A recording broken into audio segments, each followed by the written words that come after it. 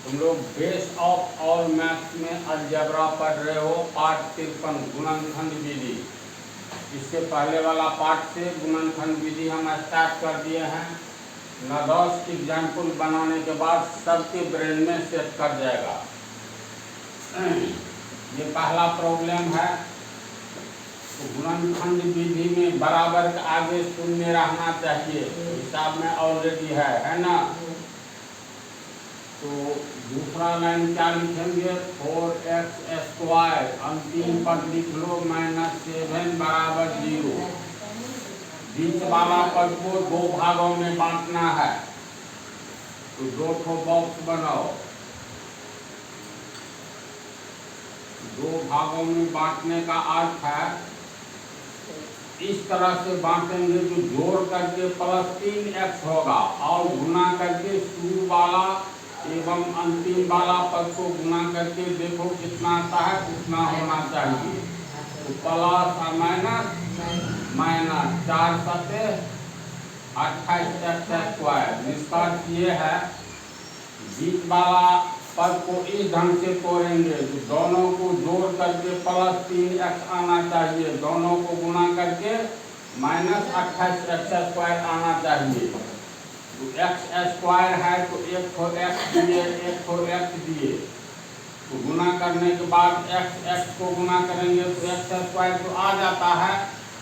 x² के पीछे x² के बदला कुछ भी रहे, y², m², k² जो कुछ भी रहे, पीछे की संख्या चिन्ह सहित इसका गुणनखंड करना है।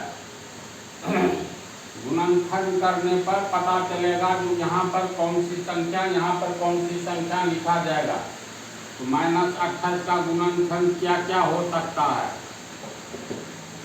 जोड़ करके होना चाहिए +3x। तो इसका अगर हम लोग छोटा अंक से शुरू करेंगे तो 28 को तोड़ेंगे तो 7 को 4 को गुना करेंगे तो 28 होगा। +7 गुने माइनस है, प्लस माइनस माइनस 7 × 28 होगा। एक बार यहाँ प्लस दिए हो तो एक बार -2, -7 यहाँ +2, तो माइनस प्लस माइनस 7 × 28। इसके आगे 14 दूनी 28 होगा। तो +14 गुने -2, प्लस माइनस माइनस 14 दूनी 28। एक बार प्लस दिया है तो दूसरी बार -2, प्लस माइनस 14 दूनी 28 और अंतिम 28 गुने 1 यानी +28 गुने -1, -28 गुने +1। इसका इससे ज़्यादा गुणनखंड नहीं होगा। तो 28 बड़ी संख्या है, छोटी संख्या से शुरुआत करना है। छोटी संख्या में ही कहीं न कहीं पकड़ा जाता है। अब जैसे हम लोग पहला को लेंगे, इसको लेंगे +7 यहाँ पर 2 और -4 2, तो प्लस माइनस माइनस 7 × 28, x को गुना किए x² गुना करने पर इतना आ गया। जोड़ने पर देखो +7x -4x को जोड़ेंगे +3x आ गया।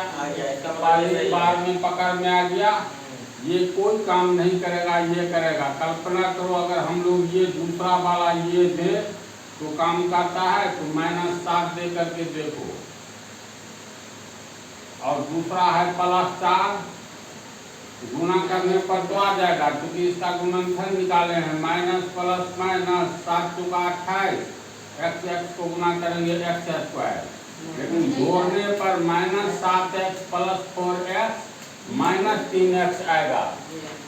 यानी जब एक काम कर दिया तो इसके अलावा कोई काम ही नहीं करेगा, इसलिए ये होगा +7 और -4।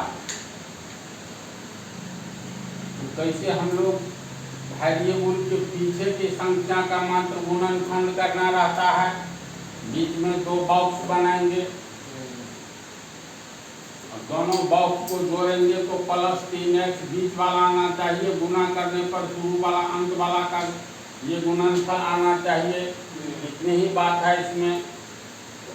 तो फाइनली ये हो गया तुमको प्लस 7x माइनस 4x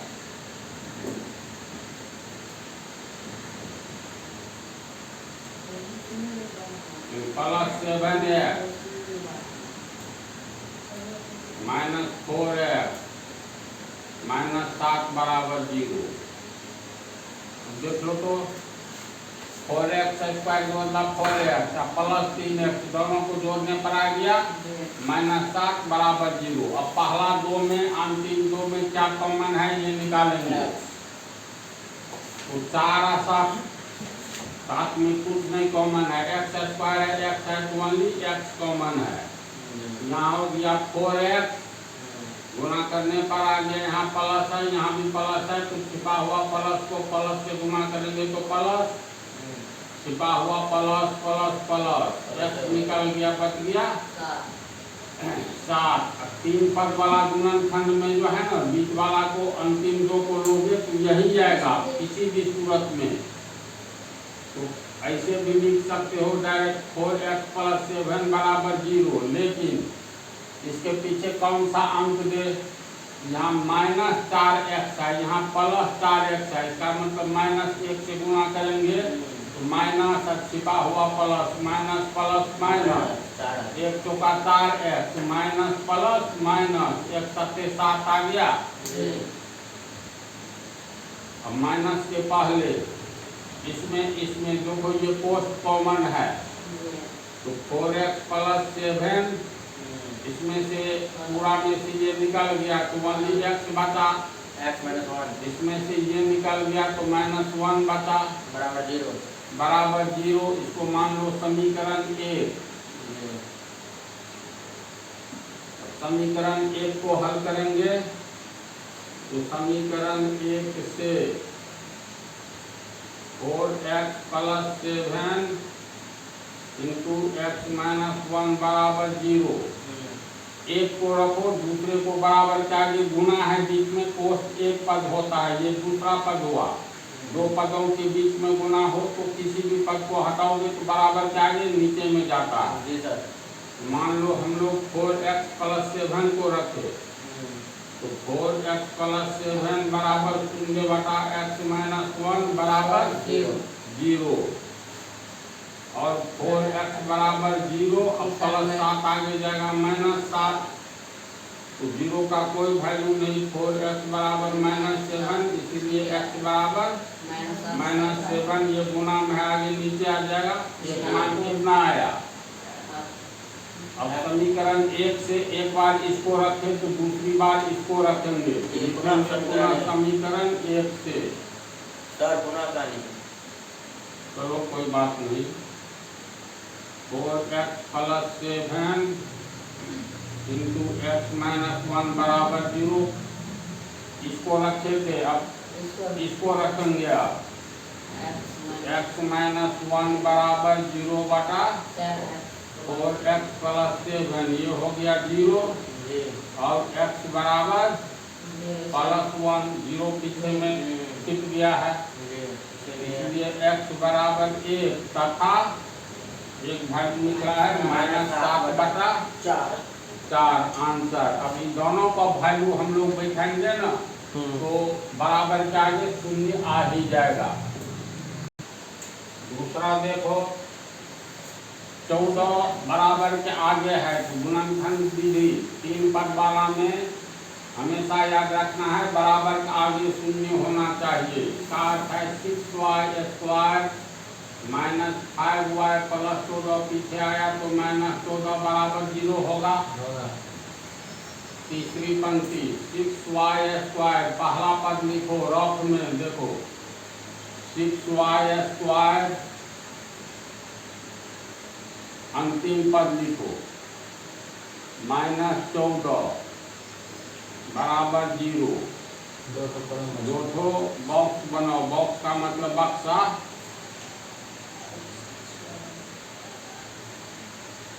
अब इस बॉक्स में आना क्या चाहिए, तो शुरू वाला को अंत वाला को चिन्ह सहित गुना करो। यहाँ प्लस छिपा है, प्लस माइनस माइनस 6 को 14 से गुना करेंगे 84 वाई स्क्वायर होगा।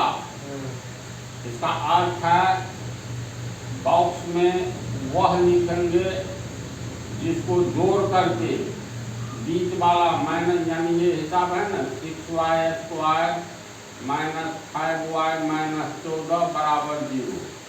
तो बीच वाला के लिए जो दो बॉक्स बनाए हैं तो दोनों बॉक्स को जोड़ करके -5y आना चाहिए और दोनों को गुना करके शुरू वाला अंत वाला जो आता है उतना आना चाहिए।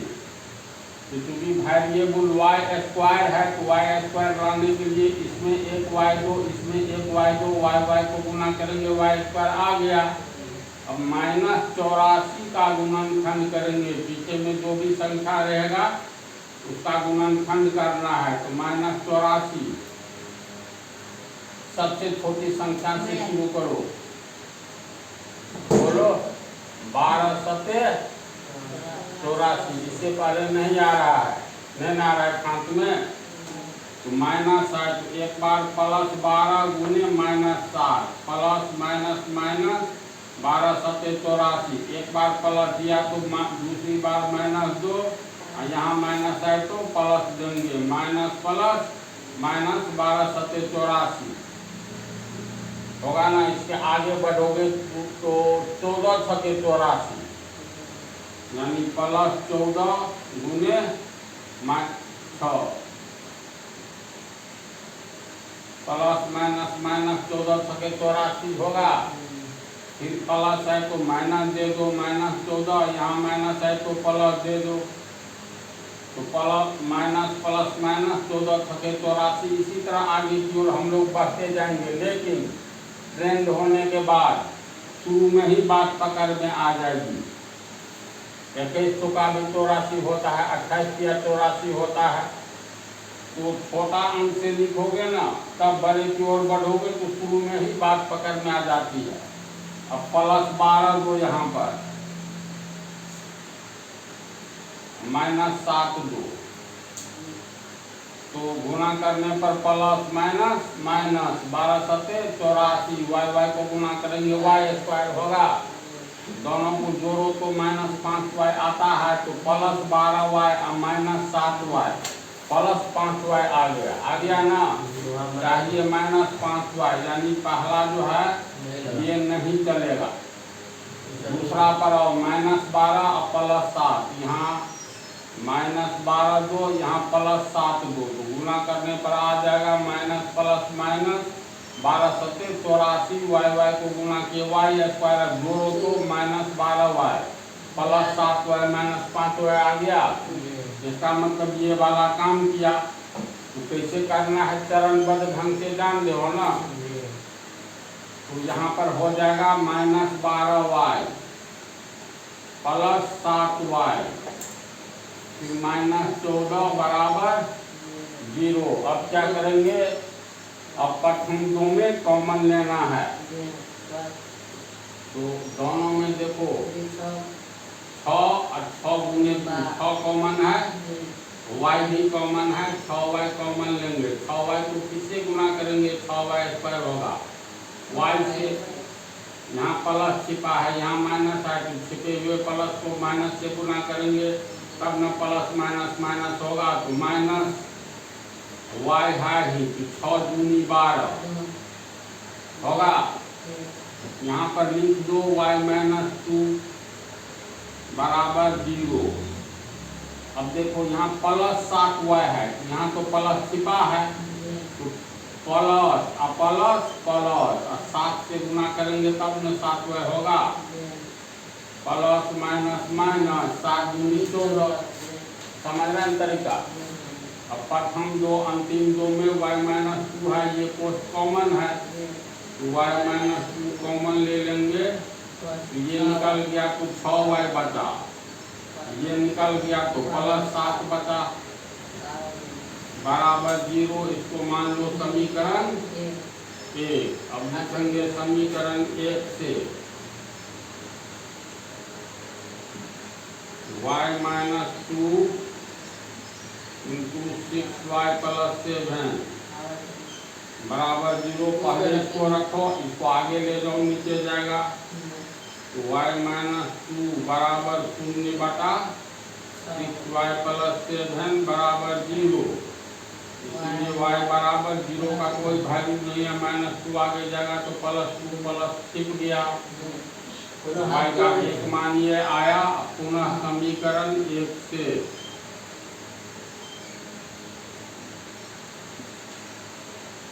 y minus 2 into 6y plus 7 बराबर 0। पहली बार इसको रखे, अब इसको रखेंगे और 6y प्लस 7 बराबर 0 बटा y माइनस 2 बराबर 0 और 6y बराबर 0 का कोई वैल्यू नहीं, +7 आगे गया -7, इसीलिए y बराबर -7 बटा 6 एक वैल्यू निकला है, इसलिए y बराबर 2 एवं -7 बटा 6।